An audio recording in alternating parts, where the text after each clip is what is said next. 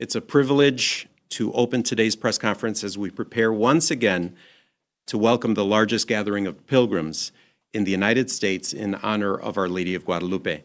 We are joined today by several individuals whose leadership and collaboration make these annual celebrations both meaningful and safe. First, the very Reverend Ezequiel Sanchez, rector of the Shrine of Our Lady of Guadalupe, who will share updated details about this year's celebrations and speak to their deep spiritual importance for our community. Secondly, we are grateful to have with us Mr. Sean Hansen, representing the Church of the Ascension of the Episcopal Diocese, who will offer a few words of solidarity and support. Finally, we also have in our presence Commander Matthew Bowler of the Des Plaines Police Department, who will be available after the press conference if you have any questions for him. I'd also like to acknowledge that those priests that will be supporting Father Sanchez during the celebration, we have Father Manuel Padilla, Jose Siqueira, and in our presence we have Father Jesus Puentes. So thank you all for being here, and as we begin this year's celebration of faith, culture, and devotion. Muy buenos días y bienvenidos al Santuario de Nuestra Señora de Guadalupe. Mi nombre es Alejandro Castillo, soy el director de comunicaciones para la comunidad hispana aquí en la Arquidiócesis de Chicago. Es un privilegio iniciar esta conferencia de prensa mientras nos preparamos una vez más para recibir la mayor peregrinación de fieles en los Estados Unidos en honor de Nuestra Señora de Guadalupe. Hoy nos acompañan varias personas cuya colaboración y liderazgo hacen posible que estas celebraciones sean seguras, organizadas y espiritualmente enriquecedoras. En primer lugar, el muy reverendo Ezequiel Sánchez, el rector del Santuario de Nuestra Señora de Guadalupe, quien compartirá información actualizada sobre las celebraciones de este año y su profundo significado espiritual para nuestra comunidad. También contamos con la presencia del señor Sean Hansen, representante de la Iglesia de la Ascensión de la Diócesis Episcopal, quien compartirá unas palabras de apoyo y solidaridad. También nos honra la presencia del comandante Matthew Bowler del Departamento de la Policía de Des Plaines, quien estará disponible después de la conferencia de prensa para contestar algunas preguntas que ustedes tendrán. Finalmente, también tenemos los sacerdotes que van a acompañar al Padre Ezequiel durante las festividades, el Padre Manuel Padilla, el Padre José Siqueira, y con nosotros está haciendo acto de presencia el Padre Jesús Puentes. Gracias a todos por acompañarnos mientras damos inicio a esta celebración anual de fe, cultura y devoción. Y ahora les presento al Padre Ezequiel Sánchez.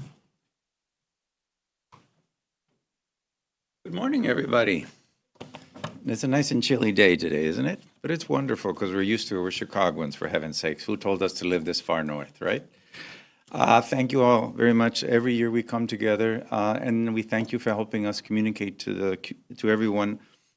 People from far and wide, not only Chicagoans come, but come from all the neighboring states and beyond to really experience this beautiful celebration in community itself. Every year, the celebration happens, whether it's snow or shine, warm or cold.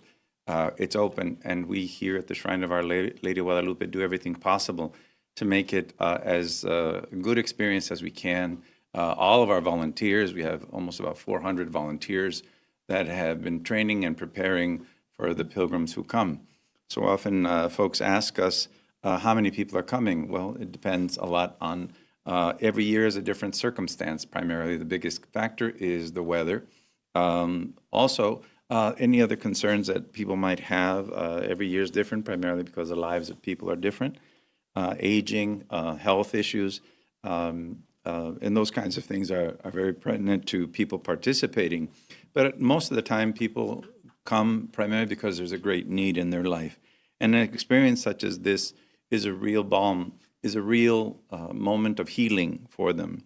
As we have seen and heard in new studies that have come out, particularly after the COVID, how when people insulate themselves or don't come out or don't have an expression that lets out our anxieties in an experience such as this, how dangerous and how difficult that can be for so many people. And so we want to tell the community that the shrine has been months in preparation for this wonderful feast day. Already many pilgrims have come. Many people have started doing their walks. We've had the semi-trailers come. We've had families in pickups. And this past Saturday, we had the Equestrian Riders pilgrimage itself without incident. And so we're very happy for that and the support we get from the town of Des Plaines. The Our Lady of Guadalupe is a significant icon for so many, both Catholic and non-Catholic.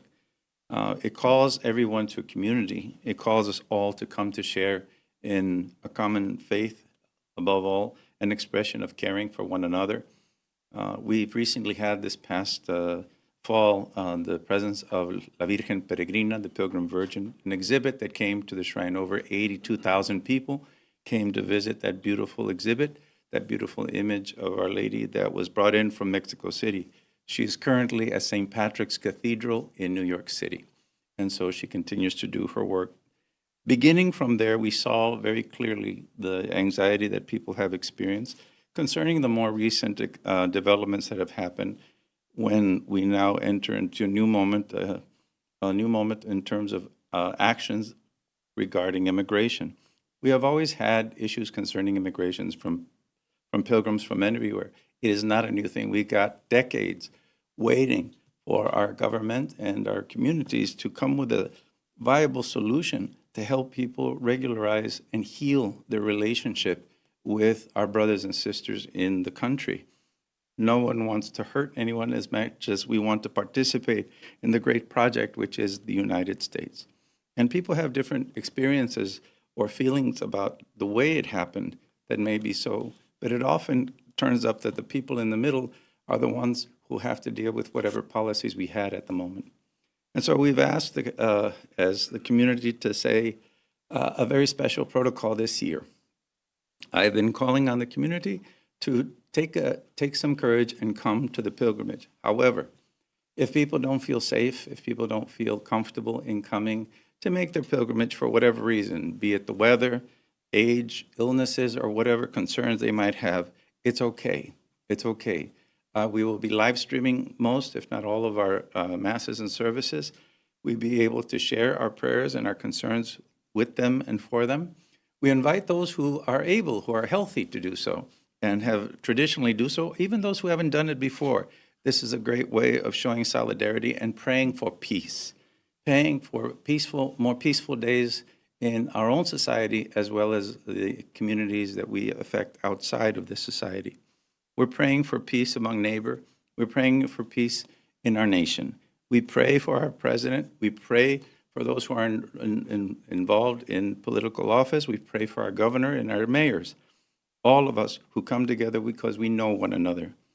And so as we try to solve problems together, the more important thing we can do is to come together in prayer and in solidarity. If you don't know someone, you haven't spoken to them, you haven't talked about their experiences of life, what it means to be here to them, and how the sacrifices they've made have indeed benefited our community here, then we've misunderstood what the issue is really about. I'm an American. I was born and raised in Chicago. My parents are from Durango, Mexico. They became American citizens. They got their citizenship, and we've been here all our lives. And so we understand both sides of the issue from border to border. We have great compassion, and it's an honor to be able to serve the entire community here, whether you're Hispanic or not. We have non-Hispanics. We have immigrants of all other nationalities that come and join this wonderful pilgrimage. More and more people are finding their way to it, primarily because they see and experience the solidarity we all have. No one asks, where are you from? They only ask, how you doing? Everyone who comes here, we only ask, how are you doing? How are you doing? And that's our primary goal. More than any other question of identity, the first identity is you're our brother and our sister. That is the primary relationship we have to all pilgrims. We are not the ones whom they come to see. They do not come to see Father Sanchez or anybody else. They come to see our Blessed Mother. It's a religious experience. It's a profoundly spiritual experience that we hope with all the preparations that we've made, make it a beautiful and wonderful experience for those who would like to come and visit. So if you are coming to visit, and you know people who, for whatever reason, traditionally they would come and this year they can't, we invite you to knock on a door. We invite you to go to them, find them, and ask them, do you have anything for me to pray for? Ask them, I'll take your flowers. Tell them, what you can't do, I'll carry you with me in my thoughts and in my prayers. I will carry you. We won't forget you. We don't forget you at all. Whether you're in the hospital, whether you're at home, whether you're sick or just the weather's too hard for you, we already know that we need to carry one another as life's challenges come to us all. And so that is the message that we really want to give to the community.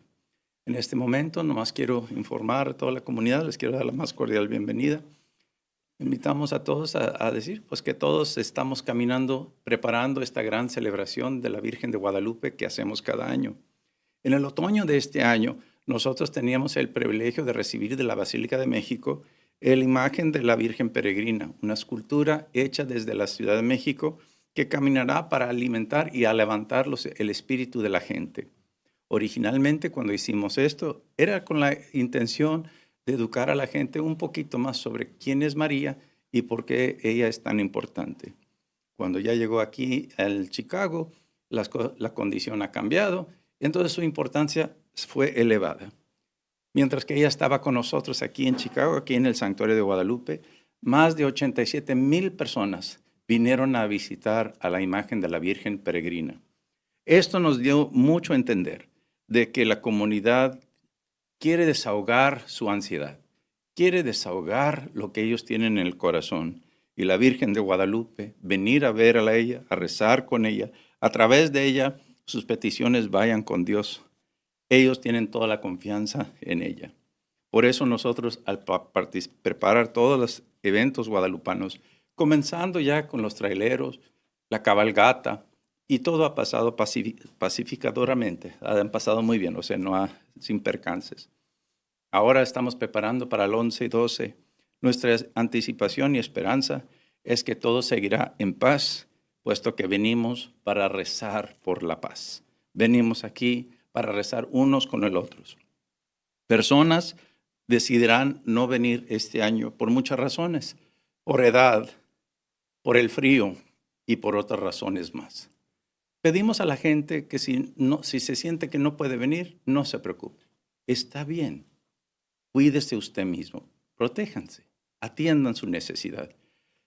No obstante, invito a las personas que no están en ninguna de estas preocupaciones, que están viviendo bien, están con salud y quieren hacer esto, que toque la puerta de una persona que quizás usted sabe algo le perturba y no va a poder venir. Dígales que voy a rezar por ti. ¿Qué quieres que yo le traiga a la Virgen? Tráigale sus flores. En ti, en tu caminar, presenta a la Virgen el corazón no solo de uno, pero de la gente que son tus vecinos, tus amistades, la gente que quizás no conocen, pero este gesto sería de gran alivio para ellos mismos. Como hemos encontrado en las nuevas estadísticas sobre problemas psicológicos, entendemos con el gran estrés que existe, es muy peligroso para la salud del pueblo. Este gesto de venir a peregrinar consuela corazones. Este gesto da alivio, se da a entender de que no están solos. Y en realidad este es el mensaje del día de hoy. No están solos. No nos hemos olvidado de ustedes. Venimos aquí como hermanos. Yo también soy hijo de inmigrante. Mis papás son de Durango, México. Yo fui nacido aquí y por eso me presento ante la comunidad como hijo de las dos naciones. Mis padres se hicieron ciudadanos de Estados Unidos y han sido nuestra familia siempre parte del crecimiento. Me siento honrado de servir a nuestra comunidad. Y todas las comunidades inmigrantes, pues más inmigrantes están encontrando en la Virgen de Guadalupe el mismo consuelo que nosotros los latinos conocemos. Entonces, en este momento quiero invitar a mi hermano Sean. I'd like to invite our brother Sean from the Archdiocese of the Episcopal Church and his work and his commitment to join us and the ecumenical community to also be part of officially for the first time here at the Shrine, and it's an honor and have you, John. Thank you very much, brother. Thank you, Father. It's an honor and a privilege to be here. As Father mentioned, this is the first time that the broader Chicagoland ecumenical community, Catholics and Protestants alike, will be joining together here at the Shrine for the Feast of Our Lady of Guadalupe. We understand within our various Protestant traditions that the Catholic Church represents our siblings. The vast majority of us are ourselves immigrants or the descendants of immigrants. These are our siblings. When one of us grieves, we all grieve together. But when one of us celebrates, we all have the privilege of celebrating together.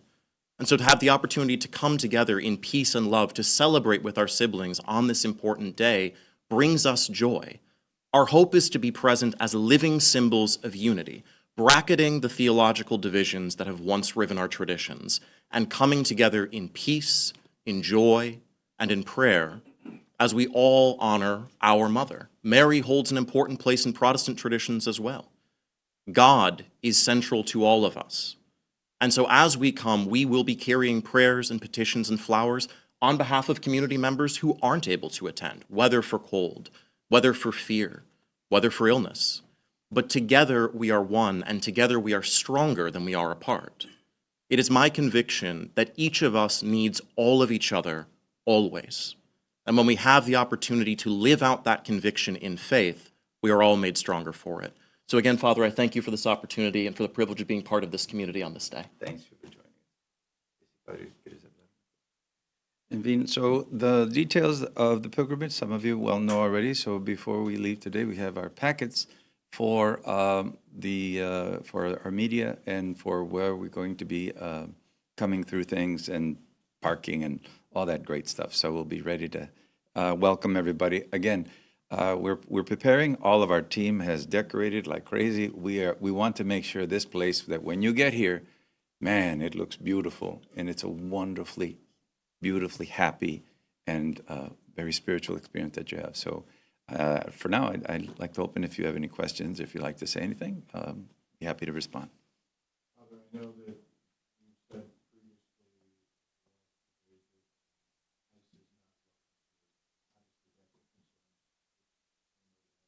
the entire community. ICE is not welcome here. Can you talk a little bit more about that? Yeah, we didn't say that ICE isn't welcomed. That's other places are saying that, but we don't say that primarily because one of the things that it's the issue is so large before us. The one thing we do work very closely with our local officials and help us work with others as well. For example, Rosemont and other. The role of our police officers here and the security that we have here at the Shrine, so everything we've been working together. So we've been working a lot to make sure our task is to keep everybody safe, to keep as safe as we can. So our concern isn't just ICE. The concerns are many things. When you have a large gathering of people, believe me, when everybody shows up, everybody's having a great time. The rector, is everybody safe? Is everybody where they're supposed to be? Or is there anything we have to be concerned about? There's often an uncontrollable element of someone thinking a certain thing, possibility of someone going rogue. There are more things to concern ourselves than just ICE. But our prayer is that we don't control what the department does. But whenever people see a uniformed officer, they're there to make sure that everyone is safe and to keep the peace for us. So we're so proud of the work that we're doing with them, and so we're glad that they're here. Grandes como desfiles se han unido con organizaciones por inmigrantes y durante estos eventos se han aliado con los grupos de respuesta rápida que están vigilando si es que agentes de ICE están cerca de estos eventos. ¿Ustedes planean hacer algo así? Bueno, cuando ya llega la gente aquí, el protocolo es que nadie puede hacer un arresto de ninguna manera si no tiene el permiso de un juez. Están buscando a una persona. No pueden hacer arrestos amplios así porque perturbaría pues toda la experiencia. Es mucha gente para controlar o tenerlos descontrolados. Entonces hemos estado nomás invitando a todos. Recuerden que es una experiencia religiosa, es una experiencia de expresión de fe, que es nuestro derecho y el derecho de todas las personas que vienen aquí. Hemos tenido otros eventos que tienen que ver con peregrinar y gracias a Dios han sido pacificadores. Las han hecho en paz.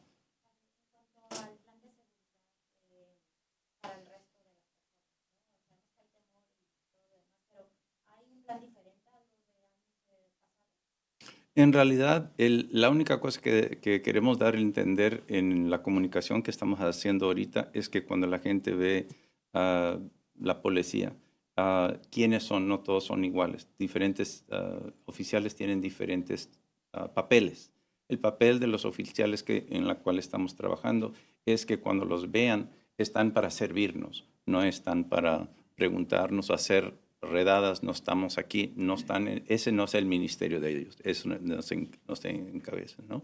Entonces tenemos la confianza de que la gente, cuando los vean, los trabajadores de ese departamento de ICE están vestidos de otra manera, están otros protocolos, se pueden identificar un poquito más claramente. Los oficiales aquí no están sin máscaras, están con sus uniformes, saben quiénes son y su trabajo es, todos queremos una experiencia que siempre por muchos años hemos tenido aquí en este santuario y no queremos que se perturba o que la gente tenga miedo por venir.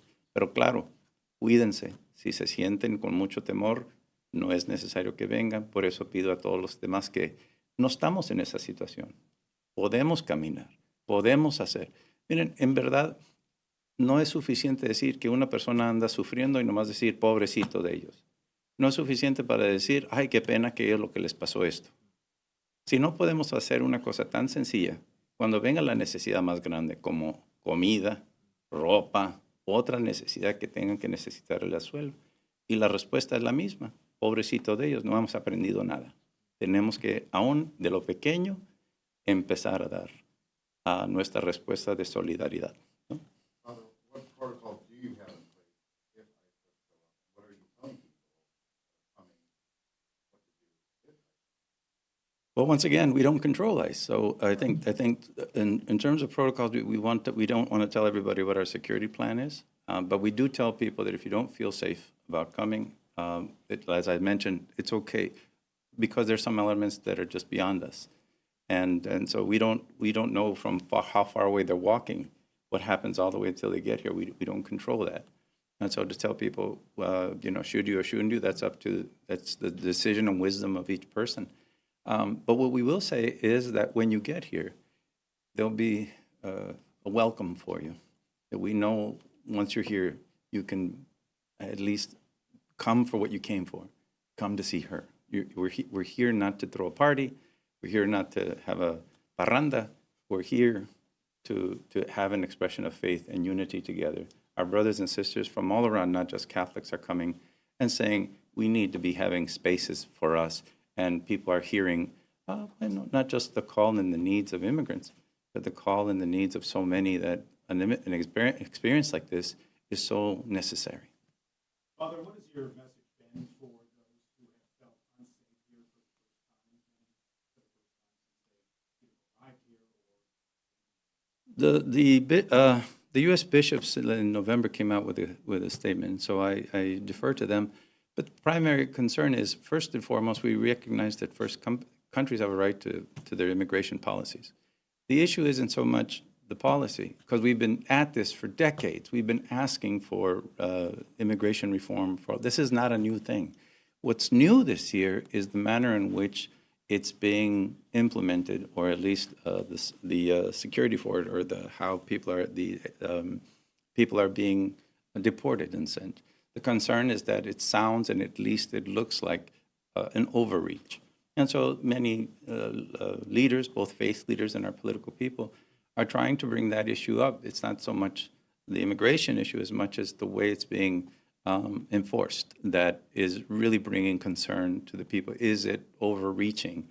Like I said, it's not a... so what we tell people is that people have a right to their dignity, their human dignity. They have a right to access to legal systems. And so when people come, and everyone who comes here is in that situation, let me just say it this way. We all have decisions to make. We all have decisions to make.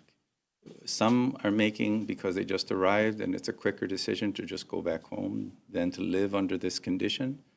Others are been here for so many years, 30, 40 years, and no door has opened for them to be able to heal their relationship with the government or their status. And they've said, we've had enough, and we're retiring, and we can't continue to live like this. The ones in the middle are the young families. The ones in the middle is who are now have children, American children, perhaps businesses and houses, children in the military, children who have become doctors, attorneys, architects, but their family hasn't been healing, their status hasn't been healed. There has to be more than one option for healing people's status here, and that's why for the longest time we've been asking for an immigration reform. And so, but since we don't have it, we just tell people, be sensitive to your needs, whether you're immigrant or not, whether it's cold outside, we just don't want to make the pilgrimage to Our Lady of Guadalupe an immigration issue. As much as we say it's here for everyone, but here's an opportunity for all of us to come together and share our concern for one another. So I hope that's helpful.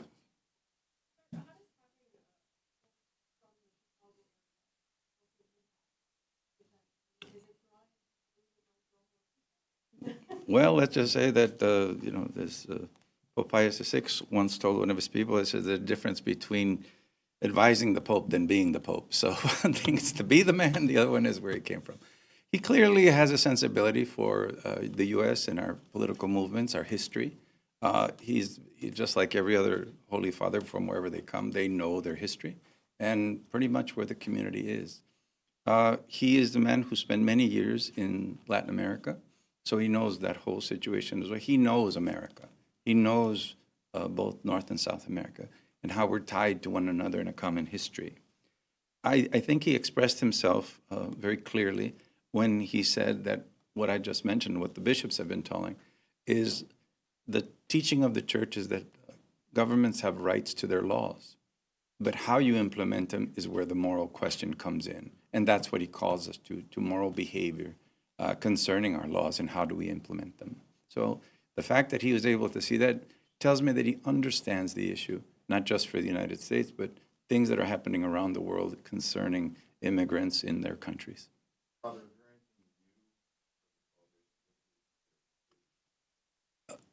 anything Well, I mean, the conditions we've been talking about is new.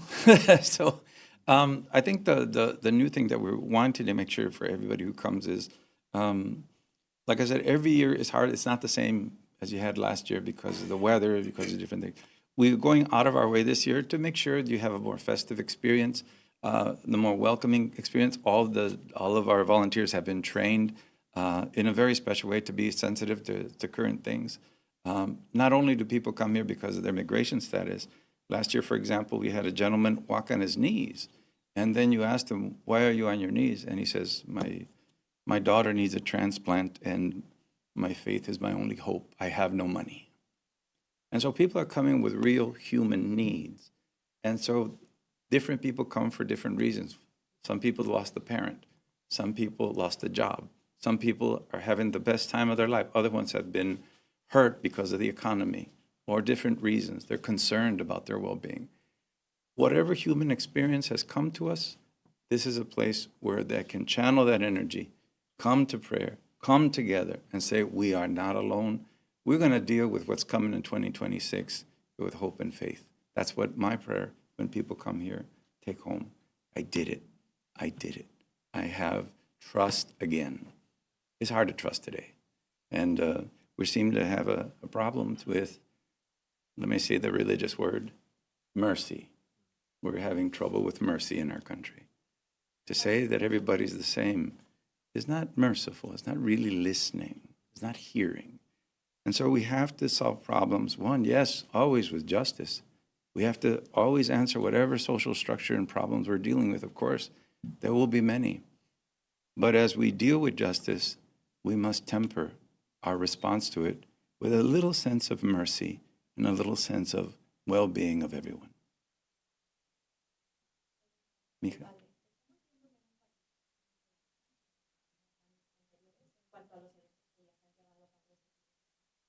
Sí, ha habido un poco de caída, claro, por esa razón. Ahí son varias, por ejemplo, en las cabalgatas hubo menos participación. El año pasado teníamos como unos 900 caballos, esto como unos 500. La razón de la participación bajar son varias. Por ejemplo, uno, claro, es la preocupación de la cuestión de la inmigración, pero también el clima se les hace muy frío para algunas personas de cierta edad. Pero también hubo un virus de caballos que se preocupan los jinetes y los dueños de caballos que no quieren que se infecten. Entonces hay muchas cosas que pueden afectar que sean más o menos en un grupo. Que sean 10, 20 o 500, aquí estamos, no nos vamos a abandonar, seguimos y viva la Virgen de Guadalupe. Padre, ¿hay algún estimado de cuántas personas visitaron el santuario el año pasado para estas fechas? So the question is, where do we get our estimates for how many people come? Believe it or not, we do depend on our local law enforcement, and because they're the ones who can tell us, exactly more or less. I'm busy taking care of everybody. So, for example, when you have, if you go to Lollapalooza, for example, you go to one of these other festivals, who's the one who's going to tell you exactly how many people showed up? Well, it's an estimate, right? And so the City of Des Plaines is normally the one who helps us estimate more or less how many people have come through based on what they're seeing. So What was the number last year? I think we're at, I don't know if we remember, I think we're at 300,000 people came through, something of that effect, yeah. Less than previous years, but like I said, different things impact different years. One time we had almost 400,000, but it was a nice weather, so it can make a big difference, so. I want to thank you all so very much for, that's it, Alejandro, we're going to close you off, but I want to thank you for helping us and all of us come together. At this time of year, this is a form of saying we're getting ready for Christmas. This is Our Lady of Guadalupe, but we know Christmas is coming. And we really wish everyone to have a wonderful, with your families and all families. We keep hope alive. We keep hope alive. And that's what Christmas is about ultimately for all of us. Thank you very much. So Alejandro, we'll have you close out. So. Yeah, just a final word, just practical. On the 11th and 12th, you will need parking passes and bracelets to get into the warming centers and parking. So make sure that before you leave, you take as many as you need. We understand that some stations have shifts that will be covering it, the 24-hour shifts. So you will keep that in mind. You need to make sure you have enough bracelets and lanyards for everyone, okay? And you can see Julian for that information. As well as we'll send out a press release with all the detailed information later this afternoon.